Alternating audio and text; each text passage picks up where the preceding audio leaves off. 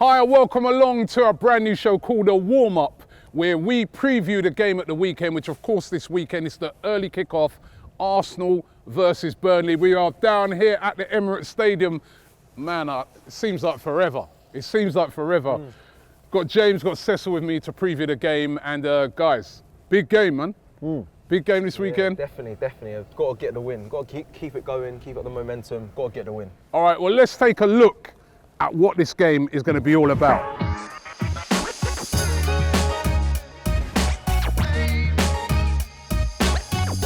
So, as always, I'm here to give you the stats, some of the fun facts, as Cecil and I like to call them. Let's have a look at what we're getting ourselves into this weekend. Big things. So, a bit of a negative one here. Burnley are looking to complete their first league double over Arsenal since the 1962-63 campaign, after beating us 1-0 at the Emirates, in which Aubameyang did score that unfortunate own goal. But on a more cheery note, Arsenal are unbeaten in their last 8 away league games against Burnley, winning 4, drawing 4, keeping a clean sheet in 4 of their last 5 against them. Their last league defeat at Turf Moor was in 1973, so going back to the 70s again for all that.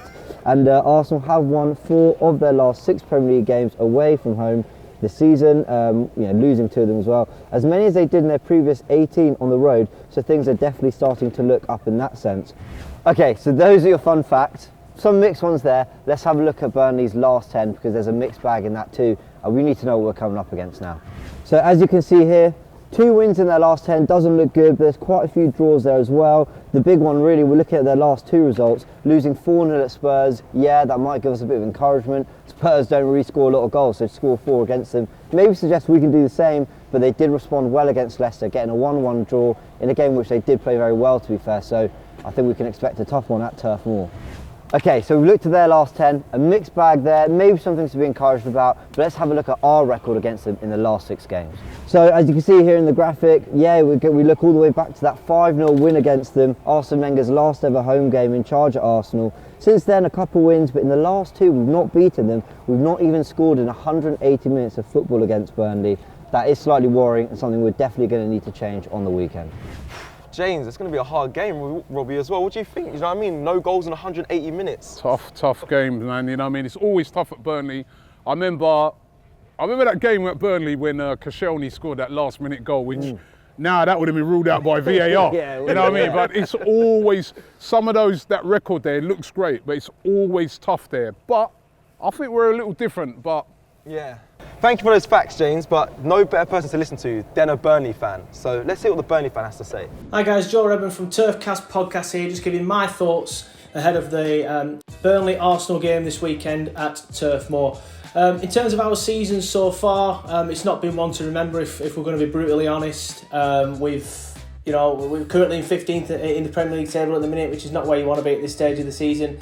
And at the time of recording this, just 6 points off the bottom 3. Obviously, Fulham are in action tonight at the time of recording this, so by the time that goes out, it could even be 3. Fingers crossed it's still 6, because if it is 3, I'll be definitely looking over my shoulder. But that's what we're doing at the minute, we're looking over our shoulder, which is not where you want to be, like I say, and unfortunately, that's just where we found ourselves at this stage of the season, mainly because of a poor start. I think it took 8 or 9 games to get our first win, which came against Crystal Palace at home. You know, we lost to teams like Southampton at home, and things like that. Who to be fair, had a good start, but I think now they've been found out and they've been really dragged into it as well. That's how our season's going so far. Not very well. I think at the minute now it is just a case of, get to the end of the season, finish 17th, which is not what we set out to do at the start of the season.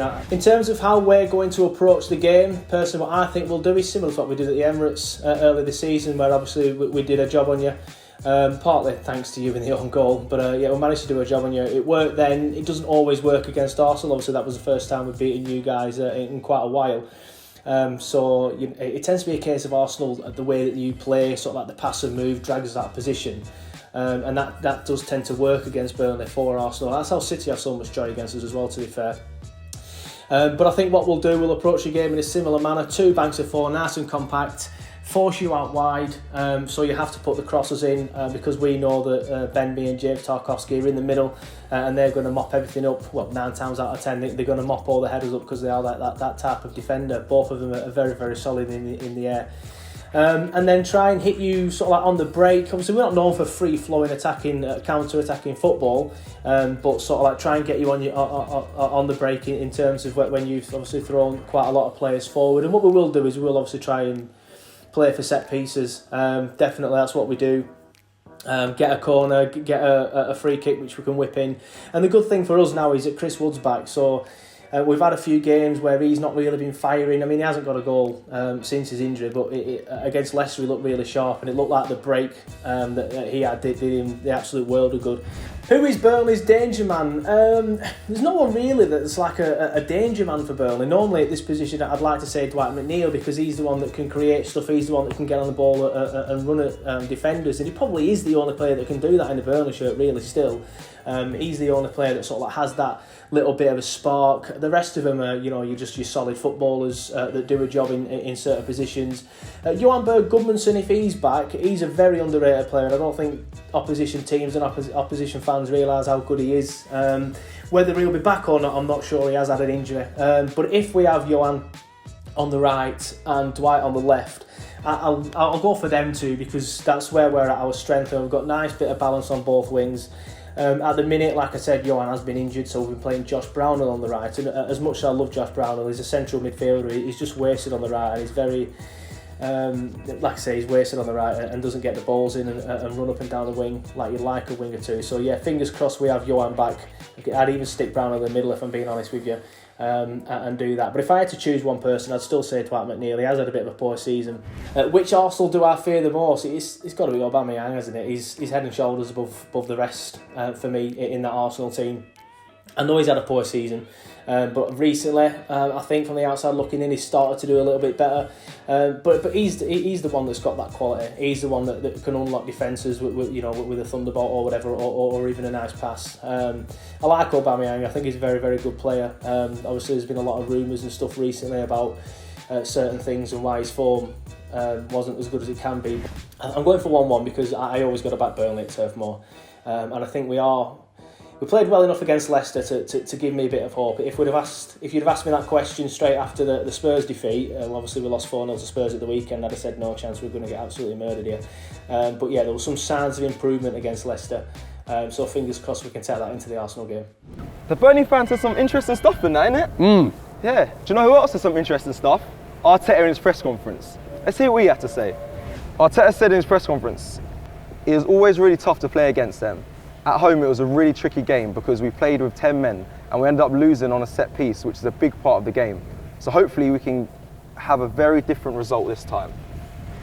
So there's some interesting stuff he said there. He talked about the sending off in the last game. Again, you know what, right? That was the thing. I almost forgot about that. In that game, that was when Xhaka, innit? That's stupid when he grabbed man's neck. Grabbed the Burnley player around the neck, right? Got sent off. And when I think about this season, right, the amount of times Arsenal stupidly have had players sent off. There was that one, there was the Pepe one, there was what other one? Wolves, David Luiz, well, that one is a bit. But the common denominator in all of those sending offs is we did not win the game. We did not win any of those games. Leeds we drew, Wolves we lost, that Burnley game we lost. Southampton. Right, Southampton, you've got to keep 11 men on the pitch. And how many games have we had players sent off in this season? Is it 4? 5 sendings off in 4 games. So and had we have not had that done, and we have gained the points from those games, we could be in for a shout for the top 4 now. I think that's 10 points. I think that's 10 points if I've done that right in my head. Yeah, that indiscipline, and that Xhaka one, I remember that in it. It was absolutely dreadful. He spoke about set pieces as well. Burnley are really good at set pieces. They scored 6 of their 19 goals come from set pieces as well. So we've got to be careful of that. No silly fouls. We don't want to give away easy corners. Yeah, and you've got guys like that Barnes in there who's like really spiky. They know how to win. I mean, he's always winding players up and that as well. Definitely. So we've got to have to keep our cool in this game. Definitely. You got some injury news, yeah? Definitely, yeah. Arteta also spoke about the injury news this week, and the main man that's injured at the moment is Emile Smith-Rowe. He's got a muscular injury. It's not too serious, but he had a bit of discomfort last week, but he should be back very soon, but he didn't travel with the squad, so we won't be seeing Emile Smith-Rowe. It's on Saturday. Big blow Big blow because, you know, Smith Rowe has been dynamic, he's been playing well, but I guess Odegaard will be back in again, yeah? Yeah, and that's the natural fit, isn't it? And actually, you never wish injury on a player, but for Smith Rowe to come off and Odegaard to come on was almost a good sign for Arsenal. It shows you how times have changed from when we last played Burnley, so I think we can take encouragement from that and wish Smith Rowe all the best. Yeah, hopefully. It's a good like for like. It's good like for like. Odegaard's been brilliant since he's come in. You know what? I'm going to get into the teams, right? Now, I've done my team, and I know you guys have put your teams together. Let me just take my phone out here, and I'm going to get my team up on the screen for everybody to see, right? Now, this is my team, right? And I'm not too sure if you guys will agree with it, but I've gone for Leno in goal, right? Bellerin returns at right back in my team, and I'm going to give you the reasons why in a minute. But Bellerin, David Luiz, and Gabriel returns for this game. I want a bit of physicality, right? You're up against guys like Chris Wood, and I want to keep back Pablo Mari for the game against Olympiacos. So I'm going with Gabriel because I want David Luiz and Mari to play against Olympiacos. That's my preferred. Cedric comes in at left back, and the reason why is that I'm leaving out Tierney because I want Tierney fit and ready to go for the next 3 games, which is Olympiacos, Tottenham and Olympiacos again. In my midfield, I've brought in Dani Ceballos, no Partey from the start again. I want to protect Partey a bit, bring him on a little later. Granit Xhaka starts in this game. He owes us one from the last time we played them.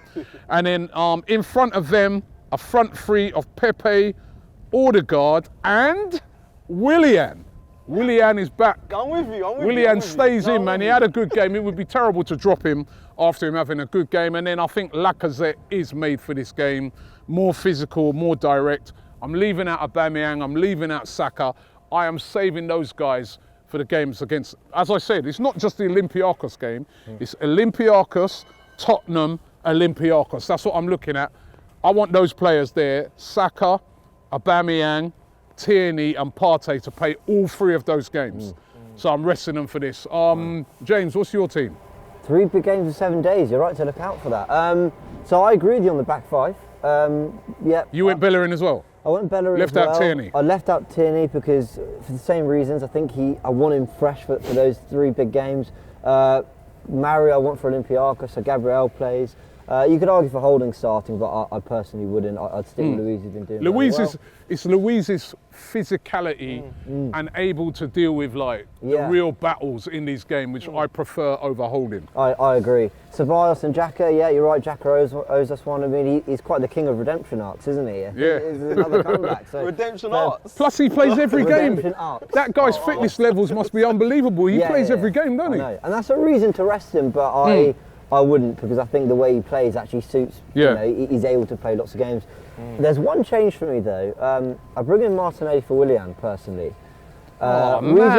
Reason being, right, Willian has done very well the last couple of games. I'll give him that, and I want him to do well. Don't get me wrong. But no matter what, the future is Martinelli, and I want him playing. Yeah, but I want him getting opportunities. Oh man, you're wicked, man. A man does well. He has his best game of the season. Cheers, Willian. You're on the bench. You're out. No, but at least you've got to play him, man. Because I didn't want Willian starting the last game either. Yeah, but he did. I want Martinelli getting this game time. But you've got to keep players in on form. I want Martinelli to get game time. You can bring him on later on. But you can't drop Willian after the game he had. Come on. What's that going to do for his confidence? I won't be disappointed if Willian plays, but I'd like to see Martinelli getting those minutes. And I'm not ready to change my mind on that on the basis of like 100 good minutes of football. You're wicked, man.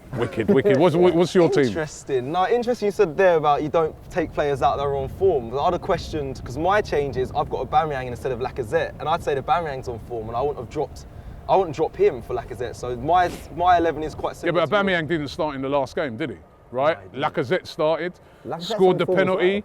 Lacazette's on form as well, and Aubameyang, for me, I want him for Olympiacos. He's your vital player that you need on fire for Olympiacos. That's my opinion. Interesting, yeah, that is interesting. I've swapped out Aubameyang for Lacazette for my 11, only because I believe Odegaard as well plays better with. Aubameyang plays better with Odegaard behind him. I think Smith Rowe plays better with Lacazette in front of him, because I think Emile Smith-Rowe gets on beyond and he scores. They link up better, but I think when. But I don't think. Yeah, but I hear you on that. But I don't think Burnley is the sort of team. They don't play a high line. They're quite deep, right? I think it's more made for a Lacazette hold up play, Yeah, I bringing think so guys too. in. You know what I mean? That's what I think. I think Olympiacos will be more a team that will play a high line. That's where you've got your Aubameyang in. I don't know. Interesting. That's interesting, Rob, because And it's going to be a physical game. And Lacazette, he loves you it, know, 'cause, I'll give him, whereas that's a fair point, Aubameyang, that's a fair physical point. battles, he ain't that guy, He ain't is in he? that. He's not on that. But I think Aubameyang will stretch the pitch, giving space for Odegaard. It's very two conflicting arguments, but I hear both sides. But yeah, so that's my change there. And in the back line, I had Maru starting over Gabriel, only because of the height difference as well. I think I know we've got tall centre backs, but Maru's definitely the tallest out of all of them. Is he taller than Gabriel? Yeah. Yeah, he is. Yeah. Is he? 6'4" and 6'3", I think. Yeah. I didn't realise he's taller So than Gabriel. I put Maru in there because the aerial battles are essential in this game. Yeah, but I think Gabriel's good at those aerial battles. He has looked a bit dodgy recently.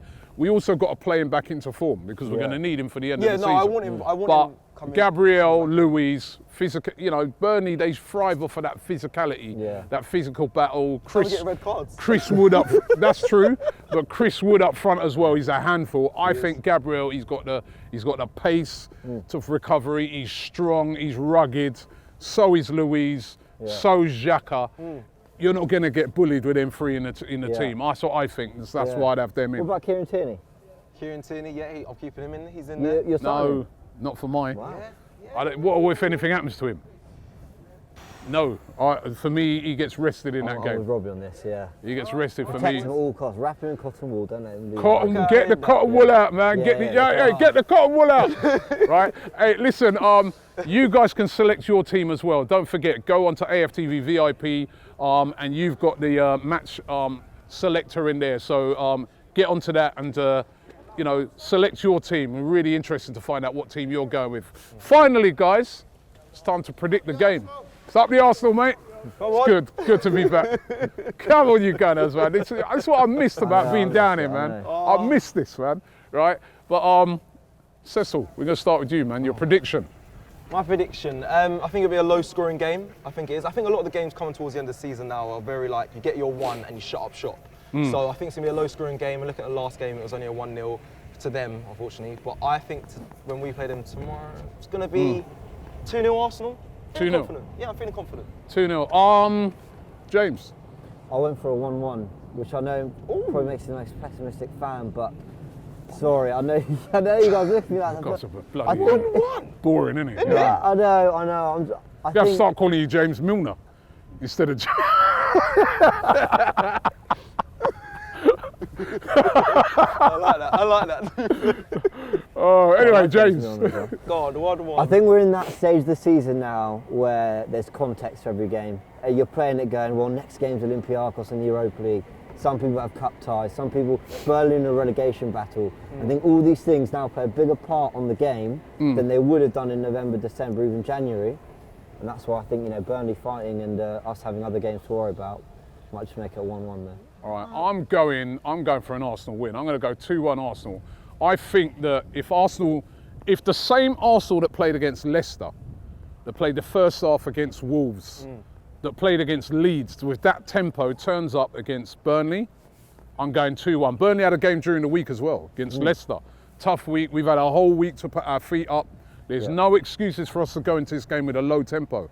If anything, it's kind of reversed. Normally, we face these teams on the back of having a midweek game, but we haven't. We ain't had a midweek game. They had a tough one, which they didn't win, by the way. They drew that to Leicester. Previous to that, they got smashed up by Spurs. I don't think it's going to be a smash-up job, but I think that Arsenal are winning this. I'm going 2-1 to the Arsenal. What do you guys think? Leave it in the description. Thanks for checking out the warm-up today. Thanks to James B, not Milner, right? And thanks to Cecil as well. And of course, we're going to be all over it, man. These guys will be back with a build-up. They're going to be building up to the game. They'll be going a bit deeper into it, talking about formations, how we beat Burnley and that. So make sure you check that out Saturday morning. Then we're going to have a starting 11 and then the big watch along to the game, right? So make sure you join us here on AFTV and let's hope we get a win. And I'm missing this place.